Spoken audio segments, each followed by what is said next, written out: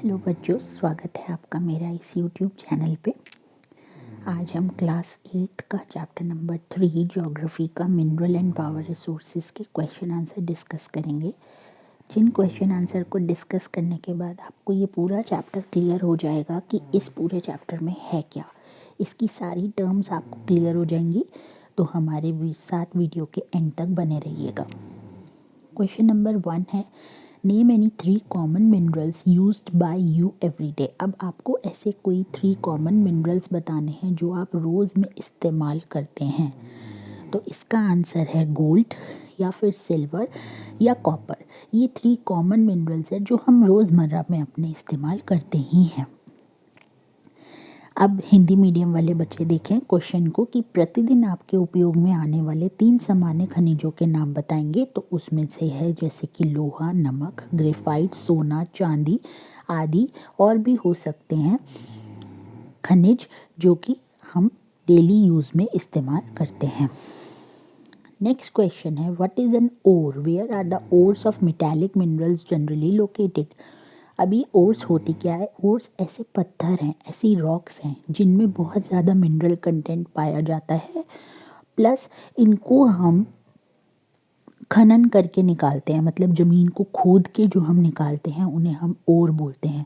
और metallic minerals जो हैं वो जनरली हम कहाँ पर पाए जाते हैं? जहाँ पर इग्निशियस और मेटामॉर्फिक रॉक्स जो हैं बनती हैं, जिससे एक लार्ज प्लेट्यू बन जाता है। प्लेट्यू यानी कि पठार। हिंदी में क्या है? अयस्क क्या है? धात्विक खनिजों के अयस्क सामान्यतः कहाँ पाए जाते हैं? अयस्क क्या होता है कि जिन शैलों से खनिजों का खनन किया जाता है उसे ही अयस्क कहते हैं। और धात्विक खनिजों के अयस्क सामान्यतः कहाँ पाए जाते हैं? जहाँ पे आग्नेय और कायांतरित शैलों की फॉर्मेशन होती है या जहाँ पर ये बनते हैं, वहाँ पर धात्विक खनिज पाए जाते हैं। अब नेक्स्ट क्वेश्चन है, name 2 regions rich in natural gas resources. अब हमें ऐसे 2 रीजन बताने हैं जो नेचुरल गैस रिसोर्सेज में रिच है। अगर हम पूरे वर्ल्ड में देखें तो वहाँ पर तो सिर्फ रशिया और यूके हैं। और अगर हम इंडिया में देखें तो इंडिया में कहाँ ऐसे कौन से रीजन्स हैं जहाँ पे नेचुरल गैस इजीली मिल जाती है? वो है जैसलमेर जो कि राजस्थान में है, त्रिपुरा और महाराष्ट्र में मुंबई। क्लियर है? प्राकृतिक गैस संसाधनों में संपन्न 2 प्रदेशों के नाम बताने हैं। तो अभी जैसे हमने पढ़ा, जैसलमेर जो कि राजस्थान में और मुंबई जो कि महाराष्ट्र में है। नेक्स्ट क्वेश्चन है, which sources of energy would you suggest for. अब आप इनमें से इन एरियाज़ के लिए जो 3 एरिया आपको गिवन है, इनमें से इन तीनों एरियाज़ के लिए आप कौन सी सोर्सेज ऑफ एनर्जी सजेस्ट करेंगे? सबसे पहला है रूरल एरियाज़। रूरल एरियाज जैसे कि गांव के क्षेत्र, इसमें बायोगैस सोर्सेज ऑफ एनर्जी जो है वो हम सजेस्ट करेंगे। कोस्टल एरियाज़ कौन से होते हैं? जो सी के आसपास होते हैं, समुद्र के आसपास एरिया, तो उसमें हम विंड एनर्जी और टाइडल एनर्जी को सजेस्ट करेंगे। एरिड रीजन्स कौन से होते हैं? वो होते हैं जहाँ पे सूखा पड़ा होता है, जहाँ पे पानी की कमी होती है। तो ऐसी जगह के लिए हम सोलर एनर्जी और wind energy sources of energy ऐसे हैं जिनकी ज़रूरत होती है। निम्न के लिए आप ऊर्जा के किन स्रोतों का सुझाव देंगे? तो जैसे कि रूरल एरिया यानी कि ग्रामीण क्षेत्र में, इसमें हम बायोगैस का देंगे। कोस्टल एरिया जो कि समुद्री एरियाज होते हैं, उसमें हम ज्वारीय ऊर्जा और पवन ऊर्जा का सोर्स बताएंगे। और एरिड रीजन्स जो कि सूखे एरियाज होते हैं जिसमें पानी की कमी होती है, उसमें पवन ऊर्जा और सौर ऊर्जा को हम सजेस्ट करेंगे। नेक्स्ट क्वेश्चन है, give 5 ways in which you can save energy at home. अब हमें ऐसे कोई 5 तरीके बताने हैं जिससे कि हम घर पे ही एनर्जी को सेव कर सकें। तो 5 वेज कैसे हैं? सबसे पहला वेज है कि आप जब भी लाइट इस्तेमाल ना कर रहे हो तो आप उसे बंद कर दें, switching off the lights when not in use. Second है keeping gas cylinder off when not in use. अब जब घर में जो गैस सिलेंडर होता है वो भी इस्तेमाल ना हो रहा हो तो आप उसे प्लीज़ बंद कर दें, इससे भी हमारी एनर्जी जो है वो सेव होती है। Then repair of equipment regularly. अगर आपके घर में कोई भी इलेक्ट्रॉनिक सामान या फिर कोई भी इक्विपमेंट चीज़ ख़राब हो गई है तो आप उसको जल्दी से जल्दी रिपेयर कराने की कोशिश करें जिससे कि एनर्जी वेस्ट ना हो। फोर्थ है आपका not switching on the light during day time. पूरे दिन में जो भी सूरज की किरणों से रोशनी आती है उसमें ही हम सारा काम करें, अपने घर की कोई भी लाइट ना जलाएं। और आखिरी है कि always replacing the wire fittings when they are aged. जब भी आपकी घर की तारें जो वायरिंग्स होती हैं हमारे घर की, अगर वो ख़राब हो गई है तो उसको हमें जल्दी से जल्दी टाइम टू टाइम चेंज कराते रहना चाहिए, जिससे कि एनर्जी जो है वो बच सके। अब हिंदी में देखते हैं। 5 तरीके दीजिए जिनसे कि आप घर पर ऊर्जा बचा सकते हैं। सबसे पहली, बिजली उपकरणों को आवश्यकता न होने पर उनको बंद कर देना चाहिए, कभी भी इस्तेमाल नहीं करना चाहिए। सब्जी को हमेशा प्रेशर कुकर में पकाना चाहिए, उससे भी हमारी एनर्जी जो है यानी कि ऊर्जा जो है वो बच सकती है। और CFL वाले बल्ब या फिर ट्यूबों का प्रयोग करना चाहिए। और खिड़कियों को खुली रखकर प्राकृतिक हवा और प्रकाश को अधिकतम प्रयोग करना चाहिए। घर की जो लाइट्स होती हैं उनको बंद करके सारा दिन में सिर्फ और सिर्फ प्राकृतिक हवा और प्रकाश का ही इस्तेमाल करना चाहिए। और आखिरी है कि गैस जलाने से पहले ही हमें सारी सब्जियां धोकर या काट कर रख देनी चाहिए। गैस जलाने के बाद हमें धोनी नहीं चाहिए सब्जियां, इतनी देर में गैस जलने पर हमारी जो ऊर्जा है वो बर्बाद होती है। तो इन्हीं सब चीज़ों से, इन्हीं सब सुझावों से आप अपनी एनर्जी यानी कि ऊर्जा को बचा सकते हैं। अब नेक्स्ट क्वेश्चन आता है आपका टिक द करेक्ट आंसर। इसमें से आपको सही ऑप्शन चुनना है। Which one of the following is not a characteristic of minerals. इसमें से इन ऑप्शंस में से कौन सी मिनरल्स की करेक्टरिस्टिक नहीं है, हमें ये बताना है। They are created by natural processes, they have definite chemical composition, they are inexhaustible या देयर डिस्ट्रीब्यूशन इज अनइवन। तो इसमें से मिनरल की जो करेक्टरिस्टिक है वो ये नहीं है कि दे आर इनएग्जॉस्टिबल। इनएग्जॉस्टिबल का मतलब होता है कि वो कभी भी समाप्त न होने वाली, ऐसा नहीं होता। मिनरल्स कभी तो ख़त्म होते ही हैं, प्लस कभी तो ऐसा होता है कि उनका भी इस्तेमाल कम हो सकता है। तो हिंदी में देखते हैं कि निम्नलिखित में से कौन सी एक खनिजों की विशेषता नहीं है। तो वे प्राकृतिक प्रक्रियाओं द्वारा निर्मित होते हैं, ये तो बिल्कुल ठीक है। उनका एक निश्चित रासायनिक संगठन होता है, ये भी बिल्कुल ठीक है। वे असमापय होते हैं, ये गलत है, ऐसा नहीं है। उनका वितरण असमान होता है, ये भी ठीक है। क्लियर है। नेक्स्ट क्वेश्चन है which one of the following is not a producer of mica. Mica का कौन प्रोड्यूसर नहीं है? तो झारखंड, कर्नाटका, राजस्थान या फिर आंध्र प्रदेश। तो कर्नाटका में माइका जो है वो नहीं पाया जाता, वहाँ के लोग इसको प्रोड्यूस नहीं करते हैं। हिंदी में देखते हैं निम्नलिखित में से कौन सी अभ्रक का उत्पादक नहीं है? झारखंड, राजस्थान, कर्नाटक या आंध्र प्रदेश। इसका आंसर है कर्नाटक।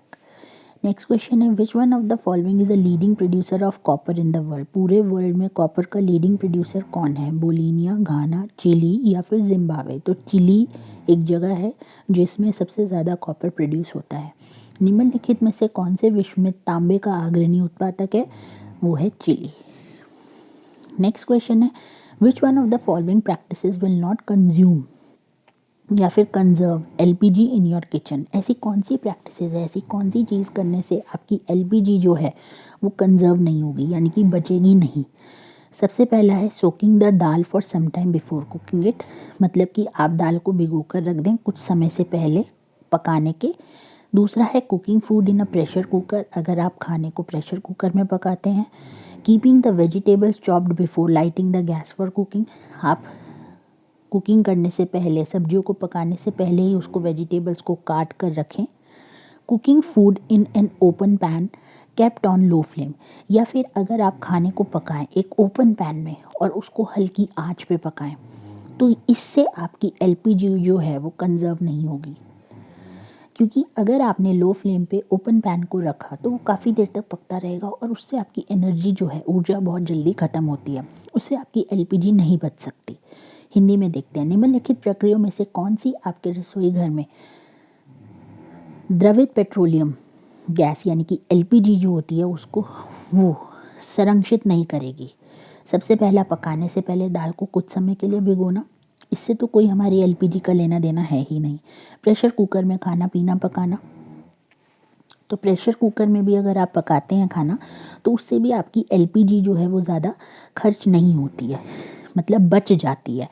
पकाने के लिए गैस जलाने से पूर्व सब्जी को काट लेना, इससे भी आपकी LPG जो है वो सेव होगी। लेकिन खुली कढ़ाई में कम ज्वाला पर भोजन पकाना, इससे आपकी जो एलपीजी है यानी कि जो आपकी द्रवित पेट्रोलियम गैस है वो खर्च ज़्यादा होगी, कंजर्व नहीं होगी। नेक्स्ट क्वेश्चन, अब आपको इसमें से रीजंस देने हैं, इस क्वेश्चन के रीजंस बताने कि ऐसा क्यों है। Environmental aspects must be carefully looked into before building huge dams. अब डैम्स होते हैं, डैम्स आप सब जानते हैं, वहाँ पे डैम से बिजली बनती है। तो डैम्स वो क्या कह रहा है कि अच्छे खासे बड़े ब्रिज या फिर डैम्स बनाने से पहले हमेशा एनवायरमेंटल एस्पेक्ट्स को देखना ज़रूरी होता है कि आसपास का हमारा जो एनवायरनमेंट है वो कहीं ख़राब तो नहीं हो रहा। तो अब इसका रीज़न देखते हैं। देखिए, dams help in creating hydro electric power, जैसे मैंने अभी आपको बताया था कि डैम्स जो है वो बिजली बनाने में मदद करते हैं, जिससे एनर्जी की प्रॉब्लम जो है किसी भी रीजन में सॉल्व हो जाती है। और ये फार्मर्स को हेल्प भी करते हैं पानी देने में, जो कि डैम से निकलता है, और उस पानी को जो फार्मर्स है वो इरिगेशन के लिए इस्तेमाल करते हैं। जबकि डैम्स के कुछ नेगेटिव इम्पैक्ट भी हैं एनवायरनमेंट पे। कैसे कैसे होते हैं वो हम बाद में देखेंगे। तो उसके लिए ये कहा जाता है कि कुछ स्टेप्स लेने चाहिए जिससे कि जो डैमेज हो रहा है डैम्स को बनाने पे फ्लोरा और फौना में, फ्लोरा जैसे कि फ्लावर्स, प्लांट्स, एनिमल्स, ठीक है, फौना में भी यही सब आता है। तो इसीलिए ये सब डैमेज को कम करने के लिए, नेगेटिव इम्पैक्ट को कम करने के लिए ध्यान में रखना चाहिए। इसलिए डैम को बनाने से पहले ये ज़रूर देख लेना चाहिए कि उसके बेनिफिट्स जो हैं वो ज़्यादा हों, डैमेजेस जो हैं वो कम हों।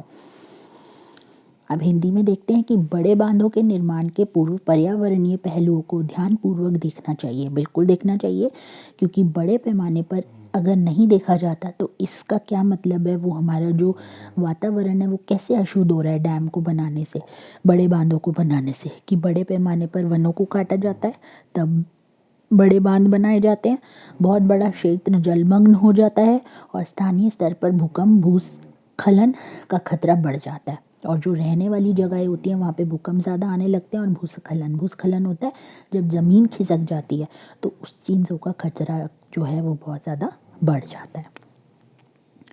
नेक्स्ट क्वेश्चन है, most industries are concentrated around coal mines. अब ऐसी बहुत सी इंडस्ट्रीज होती हैं जो कि कोल पे ही डिपेंड है। कैसे? ज़्यादातर उनका कोल से ही काम है। तो कोल जो वो मोस्ट अबंडेंट फॉसिल फ्यूल है, जिसके बिना आज तक कोई इतना ज़्यादा काम नहीं हो सकता। ये वाइडली यूज्ड होता है as a source of energy, मतलब यही एनर्जी का सबसे फर्स्ट सोर्स है। और ये रॉ मटेरियल के तौर पर भी इस्तेमाल होता है कुछ इंडस्ट्रीज़ में। और कोल को बहुत आसानी से हम लोग ट्रांसपोर्ट कर सकते हैं, मतलब इजीली एक जगह से दूसरी जगह पे उसको ले जाया जा सकता है। जैसे कि अगर कभी आपने देखा हो तो रेलगाड़ीज़ भी जो जाती हैं वो एक स्पेशली जो है मालगाड़ी जिसे बोलते हैं, उसमें कोयला जाता है। तो from the mines to the industries, मतलब जहाँ पे कोयला बनता है प्लस इंडस्ट्रीज़ को हम इजीली ट्रांसपोर्ट करवा सकते हैं कोयला। एंड दिस रिड्यूसेस, इससे क्या होता है, हमारा टाइम और कॉस्ट ऑफ ट्रांसपोर्टेशन जो है वो बच जाता है। इसलिए बहुत सारी इंडस्ट्रीज़ जो हैं वो कोल माइंस के ऊपर ज़्यादा कंसंट्रेट करती हैं। हिंदी में देखते हैं, अधिकांश उद्योग कोयला खानों के पास केंद्रित होते हैं, क्योंकि कोयला शक्ति जो है के साधन के रूप में उद्योगों की मांग को पूरी करता है। उद्योगों की जितनी भी मांगे होती है वो कोयले से ही पूरी होती हैं, क्योंकि उद्योगों में आधे से ज़्यादा काम कोयले से ही होता है। और कोयला एक भारी खनिज ईंधन है जिसे दूर क्षेत्रों में ढोने से खर्च और समय जो है वो हमारा बच जाता है। नेक्स्ट क्वेश्चन है, petroleum is refer to as black gold. अब जो पेट्रोलियम है उसको काला सोना कहा जाता है। ऐसा क्यों है? यहाँ पर ब्लैक का मतलब है, इस वर्ड ब्लैक का मतलब है कि पेट्रोलियम का कलर कैसा है उसकी फॉर्म में। और जो वर्ड गोल्ड है उसका मतलब है कि पेट्रोलियम के जितने भी प्रोडक्ट्स हैं, पेट्रोलियम में क्या क्या आता है, जैसे डीजल, पेट्रोल, कैरोसिन, ये सब हमारा पेट्रोलियम में आता है। तो ये इतने ही वैल्यूएबल हैं, यानी कि ये इतने ही ज़रूरी हैं ह्यूमन सोसाइटी के लिए जितना कि एक मेटल गोल्ड, यानी कि एक सोना। आज के समय में आप भी जानते हैं कि सोना कितना ज़रूरी है, यानी कि गोल्ड। इसीलिए इसको पेट्रोलियम से कंपेयर किया, पेट्रोलियम को इससे कंपेयर किया गया, क्योंकि पेट्रोलियम के बिना भी कोई जीवन नहीं है, जैसे कि एक सोने के बिना कोई जीवन नहीं है। आप खुद जानते हैं कि अगर आप एक कार में जा रहे हैं तो आपको पेट्रोलियम की चीज़ों की ज़रूरत पड़ेगी, पेट्रोलियम से रिलेटेड प्रोडक्ट। बिना पेट्रोल या डीजल के तो कार नहीं चल सकती है। तो इसीलिए ही पेट्रोलियम को ब्लैक गोल्ड कहा गया है, क्योंकि इसके बिना कोई जीवन नहीं है। पेट्रोलियम को काला सोना कहा जाता है। तो हिंदी में यह है कि पेट्रोलियम और इससे बने उत्पादों के महत्व तथा अधिक मूल्यवान होने कारण इसे काला सोना कहा जाता है, क्योंकि ये इतना मूल्यवान है, इतना महत्वपूर्ण है कि इसके बिना कोई भी इंसान सरवाइव नहीं कर सकता। नेक्स्ट क्या है, quarrying can become a major environmental concern. अब ये क्वेरिंग क्या होता है? क्वेरिंग होता है जब हम ज़मीन को खोद के कोई मिनरल्स निकालते हैं, या फिर हम कोई भी एक्सट्रैक्शन करना, जैसे हम कहते हैं ना, हम मतलब ज़मीन को खोदते हैं और उसके अंदर से जो भी मिनरल्स, ऑयल निकालते हैं, ये सब क्या है? क्वेरिंग बोलते हैं। तो क्वेरिंग एक एक्सट्रैक्शन प्रोसेस है जिसमें हम अर्थ के सरफेस में, यानी कि अर्थ की गहराई में, ज़मीन की गहराई में जितने भी मिनरल्स छुपे हैं उसको हम डग आउट करते हैं। डग आउट यानी कि खींचते हैं, निकालते हैं किसी मशीन से। इस प्रोसेस से क्या होता है, हमारा एनवायरनमेंट जो है वो डिफरेंट डिफरेंट वेज में इफ़ेक्ट आता है। बहुत बुरा इफ़ेक्ट भी आता है। कैसे आता है? क्योंकि अगर ये जो हम डिगिंग करते हैं, डिगिंग मतलब कि जो हम खोदते हैं ना और ड्रिलिंग करते हैं, एक मशीन होती है जिससे ड्रिल करी जाती है, ज़मीन हिलती है उसमें। तो उससे क्या होता है कि जो ज़मीन की टॉप सॉइल होती है, ऐसे ही हम सॉइल वाले चैप्टर में आपने पढ़ा होगा पहले भी कि सॉइल की लेयर्स होती हैं। तो ऐसी जो टॉप सॉइल होती है ना, डिगिंग से वो ख़राब हो जाती है, जिसमें टॉप सॉइल में सबसे ज़्यादा ऐसी चीज़ें होती हैं जो प्लांट के ग्रोथ में हेल्प करती है।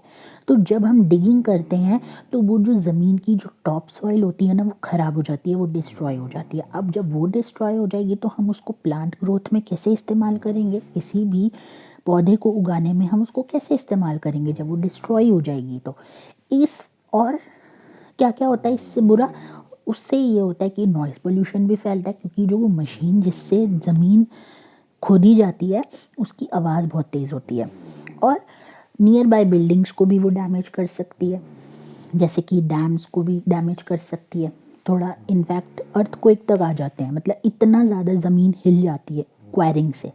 तो इसलिए ये मेजर एनवायरमेंटल कंसर्न है कि सोचा जाना चाहिए कि कुछ और क्या हो सकता है कि ज़मीन से हमें मिनरल्स, ऑयल तो मिले, पर लेकिन हम डिगिंग ना करके कुछ और तरीका अपनाएं जिससे कि हमें वो मिनरल्स भी मिल सकें और अर्थ को भी कोई नुकसान ना हो। जिसको हम हिंदी वाले बच्चे देखें कि आखनन पर्यावरणीय चिंता का विषय हो सकता है। आखनन वही है क्वेरिंग, यानी कि ज़मीन को खोदना और उसमें से निकालना मिनरल्स को, यानी कि खनिज को। तो आखनन खुले गर्त वाली खनन क्रिया है जिससे धूल बड़े स्तर पर पर्यावरण में फैल जाती है और प्रदूषण होता है। अब देखिए, जो ये डिगिंग होती है, ये जो आखनन किया जाता है, इससे धूल भी उड़ती है बहुत ज़बरदस्त, क्योंकि टॉप सॉइल यानी कि जो ऊपर वाली जो मिट्टी की लेयर होती है वो ख़राब हो रही है। तो उससे वो पूरे वातावरण में उड़ती है और उस वातावरण को पूरा प्रदूषित कर देती है। नेक्स्ट क्वेश्चन आपका डिफरेंस बिटवीन है, डिस्टिंक्शन बिटवीन, जिसमें सबसे पहला है कन्वेंशनल सोर्सेज ऑफ एनर्जी, जिसको हम परंपरागत ऊर्जा भी बोलते हैं, और दूसरा है non conventional sources of energy, जिसको हम गैर परंपरागत ऊर्जा बोलते हैं। तो अब ये कन्वेंशनल सोर्सेज ऑफ एनर्जी क्या होते हैं? ये वो एनर्जी होती है, ये वो सोर्सेज होते हैं जो कि बहुत लंबे समय से हम अपनी ज़रूरतों को पूरा करने के लिए इस्तेमाल करते हुए आ रहे हैं। ठीक है, हिंदी में क्या है कि इन स्रोतों का उपयोग मनुष्य अपनी ऊर्जा की आवश्यकताओं की पूर्ति के लिए करता है और जो लंबे समय से करता चला आ रहा है। Non conventional sources of energy कौन से होते हैं? जो कि हम सिर्फ और सिर्फ अभी कुछ समय पहले ही हमने इनको ढूंढा है। जैसे जिन स्रोतों का उपयोग मनुष्य अपनी ऊर्जा की आवश्यकताओं की पूर्ति के लिए परंपरागत ऊर्जा स्रोतों के विकल्प के रूप में करने लगा है, जिसको अभी हमने कुछ ही समय पहले ढूंढा है। ठीक है, अब जो कन्वेंशनल सोर्सेज ऑफ एनर्जी होते हैं, यानी कि जो परंपरागत ऊर्जा है, कन्वेंशनल सोर्सेज ऑफ एनर्जी जो है वो पोल्यूशन कर देते हैं, क्योंकि कहीं ना कहीं हम इनको मतलब स्मोक यानी कि गलत धुआं उठता है, इनमें से गलत राख जैसे होती है, इससे पोल्यूशन होता है। इन ऊर्जा स्रोतों के उपयोग से प्रदूषण हो जाता है। और नॉन कन्वेंशनल सोर्सेज जो होते हैं वो पूरे पोल्यूशन फ्री होते हैं। अभी हम एग्जांपल्स देखेंगे तो आपको क्लियर हो जाएगा। ये पोल्यूशन फ्री होते हैं। इन ऊर्जा स्रोतों के उपयोग से कभी भी प्रदूषण जो है वो वातावरण में नहीं फैलता है। और जो कन्वेंशनल सोर्सेज ऑफ एनर्जी के एग्जांपल्स हैं वो है कोल, मिनरल ऑयल, नेचुरल गैस और फिर वाटर। ये कहीं ना कहीं पॉल्यूशन कर देते हैं। कोयला आप सब जानते हैं कि पूरा एनवायरनमेंट जो है वो ब्लैक ब्लैक हो जाता है उस समय जब भी हम कोल का एक्सट्रैक्शन करते हैं। तो कोयला, पेट्रोलियम, प्राकृतिक गैस आदि परंपरागत ऊर्जा स्रोत के उदाहरण हैं। और नॉन कन्वेंशनल यानी कि गैर परंपरागत के क्या एग्जाम्पल है, जैसे जियोथर्मल एनर्जी, इससे कोई भी पोल्यूशन नहीं होता है। सोलर एनर्जी और विंड एनर्जी, इससे बल्कि एनर्जी जो है वो हमारी सेव होती है। कई लोग तो अपने घर में भी, जिनके बहुत बड़े बंगलो टाइप घर होते हैं, कई बार वो लोग भी सोलर एनर्जी घर में लगवाते हैं, जिससे कि उनकी जो घर की ऊर्जा है वो सेव होती रहे और इलेक्ट्रिसिटी भी बची रहे। तो सौर ऊर्जा जिसे बोलते हैं, पवन ऊर्जा, ज्वारीय ऊर्जा और गैर परंपरागत ऊर्जा स्रोत के उदाहरण हैं। नेक्स्ट डिफरेंस है आपका बायोगैस और नेचुरल गैस में। अब ये बायोगैस क्या होती है, देखिए बायोगैस कैसे बनती है। बायोगैस जो होती है ना वो हमारे मानव जो लोग होते हैं या फिर एनिमल होते हैं उनके वेस्ट से बनती है। ये बायोगैस होती है, ठीक है। ये मानव निर्मित संसाधन है, यानी कि ये इंसान के थ्रू ही बनाई जाती है। नेचुरल गैस जो होती है वो जनरली प्राकृतिक संसाधन है जो हमें मतलब नेचर ने दी है। नेचुरल गैस मतलब कि प्राकृतिक गैस, यानी कि जो हमें नेचर से मिली है, ठीक है। ये प्राकृतिक संसाधन है। इट इज़ अब बायोगैस क्या है, it is use mainly in rural areas for domestic purposes. ये जो बायोगैस होती है ना, ये जो है वो रूरल एरियाज यानी कि गाँव में ज़्यादा इस्तेमाल करी जाती है। डोमेस्टिक पर्पसेस यानी कि अपने पर्सनल पर्पसेस के लिए, जो घर का सारा दिन का काम होता है उन पर्पसेस के लिए बायोगैस इस्तेमाल की जाती है। जैसे कि इसका उपयोग खाना पकाने में या फिर बल्ब जलाने में, इन सब घरेलू ज़रूरतों के लिए किया जाता है। उसे ही हम डोमेस्टिक पर्पस बोलते हैं। अब जो नेचुरल गैस होती है ये एक एनर्जी के तौर पर इस्तेमाल की जाती है, एक रॉ मटेरियल के तौर पे इस्तेमाल की जाती है और एक फ्यूल के तौर पे इस्तेमाल की जाती है कि जिससे इलेक्ट्रिसिटी जनरेट हो, यानी कि इलेक्ट्रिसिटी बनती है जिससे। हिंदी वाले बच्चे देखें कि इसका उपयोग घरेलू और वाणिज्यिक ईंधनों के रूप में किया जाता है। अब जो बायोगैस है it produces in rural areas. ये कहाँ पर प्रोड्यूस होती है ज़्यादा, रूरल एरियाज यानी कि ग्रामीण क्षेत्रों में। इसके जो प्लांट है वो ग्रामीण और शहरी दोनों क्षेत्रों में लगाए जाते हैं, पर ज़्यादा जो है वो रूरल एरियाज में ही पाए जाते हैं। अब जो नेचुरल गैस है वो कहाँ पर प्रोड्यूस होती है, मुंबई, गुजरात, असम, तमिलनाडु, राजस्थान। भारत में प्राकृतिक गैस जैसलमेर, जैसे कि जो जैसलमेर आप जानते हैं राजस्थान में, त्रिपुरा, मुंबई के अपतटीय क्षेत्रों में पाई जाती है। क्लियर है इन दोनों का डिफरेंस। नाउ नेक्स्ट क्वेश्चन है, नेक्स्ट डिफरेंस है फेरस मिनरल्स और नॉन फेरस मिनरल्स। अब ये क्या होते हैं, बहुत आसान है। फेरस मिनरल्स जो होते हैं वो मिनरल्स वो होते हैं जिनमें आयरन ज़्यादा होता है, जिसमें ना आयरन कंटेंट्स बहुत ज़्यादा होते हैं। जिन धातु खनिजों में लौह अंश पाया जाता है, लौह अंश यानी कि आयरन जिसमें सबसे ज़्यादा पाया जाता है, उन्हें लौह खनिज कहते हैं, यानी कि फेरस मिनरल्स कहते हैं। नॉन फेरस मिनरल्स वो होते हैं कि जिसमें आयरन कंटेंट ज़्यादा नहीं होता है। जिन धात्विक खनिजों में लौह अंश नहीं पाया जाता है उसे हम नॉन फेरस मिनरल्स या फिर धात्विक खनिजों कहते हैं। जैसे कि फेरस मिनरल्स का एग्जांपल है iron ore, manganese, chromium, cobalt. इन सब में ना लौह खनिज यानी कि आयरन की मात्रा बहुत ज़्यादा होती है, ठीक है। लौह ऐसा मैग्नीज, क्रोमाइट इत्यादि लौह खनिज के उदाहरण हैं। और जो नॉन फेरस मटेरियल्स हैं, मिनरल्स हैं, उसमें जैसे कॉपर और टिन, गोल्ड, सिल्वर, सोना, चांदी, ये सब होता है ना, तांबा। इन सब में जो है नॉन फेरस मिनरल्स यानी कि आयरन की मात्रा जो है वो बिल्कुल भी नहीं होती। नेक्स्ट डिफरेंस है आपका मेटालिक मिनरल्स और नॉन मेटालिक मिनरल्स, जिसको हम धात्विक खनिज और अधात्विक खनिज कहते हैं। मेटालिक मिनरल्स क्या होते हैं, वो मिनरल्स होते हैं जो कि मेटल प्रोड्यूस करते हैं, मतलब एक उनसे भी कोई ना कोई मेटल प्रोड्यूस होता है। एक मिनरल है उससे भी आगे एक और मिनरल प्रोड्यूस होना, इसे हम बोलते हैं मेटालिक मिनरल। जिन खनिजों से धातु प्राप्त होती है हमें, जिन खनिजों से हमें कोई, जिन मिनरल से हमें कोई मेटल मिलता है, हमें कोई धातु मिलती है, उसे हम मेटालिक मिनरल्स बोलते हैं या फिर धात्विक खनिज बोलते हैं। अब जो नॉन मेटालिक मिनरल्स हैं वो कैसे होते हैं, जो कि मेटल्स प्रोड्यूस नहीं करते हैं। अधात्विक खनिज कौन से होते हैं, जिन खनिजों से धातु हमें प्राप्त नहीं होती है, उसे हम अधात्विक खनिज कहते हैं। अब मेटालिक मिनरल्स जो होते हैं, जब इन्हें मारा जाता है, यानी कि जब इन्हें हिट किया जाता है, तो ये टूटते नहीं हैं। जैसे कि इनको पीटकर पतली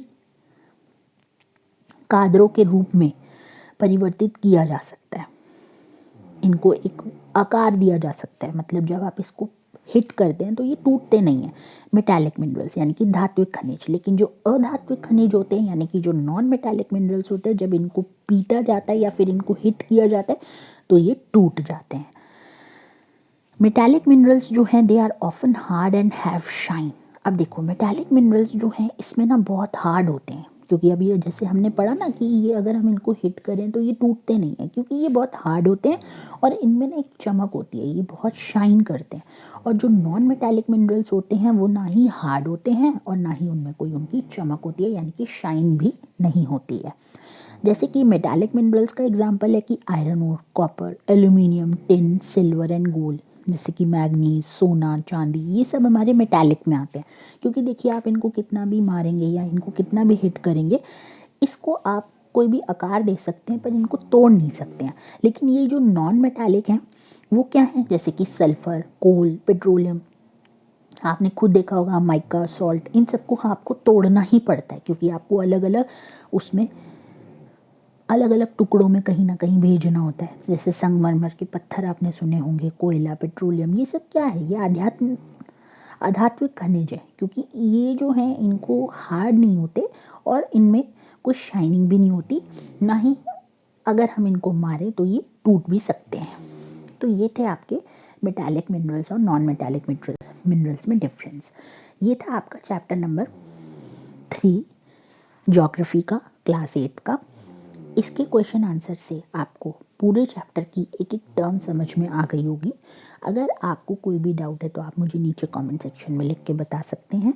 मेरी वीडियो अगर आपको अच्छी लगी तो प्लीज़ इसे लाइक ज़रूर करें, मेरे चैनल को सब्सक्राइब करें, बेल आइकन को प्रेस करें और इस वीडियो को अपने फ्रेंड्स में ज़्यादा से ज़्यादा शेयर करें, जिससे बच्चों सबका बेनिफिट हो। देखिए, हम आपके लिए इंग्लिश मीडियम वाले बच्चों को भी इसमें बेनिफिट हो रहा है, प्लस हिंदी मीडियम वाले बच्चों को भी इसमें बहुत बेनिफिट हो रहा है। हम दोनों ही तरीके से आपके लिए प्रिपरेशन कर रहे हैं और जितना हो सके उतना आसान करके आपके सामने इस वीडियो को ला रहे हैं। तो इसलिए प्लीज़ ज़्यादा से ज़्यादा इसे शेयर कीजिए, यही हमारे लिए मोटिवेशन है। तो ऐसे अभी आगे और भी वीडियोस हम लाएंगे। बहुत बहुत धन्यवाद।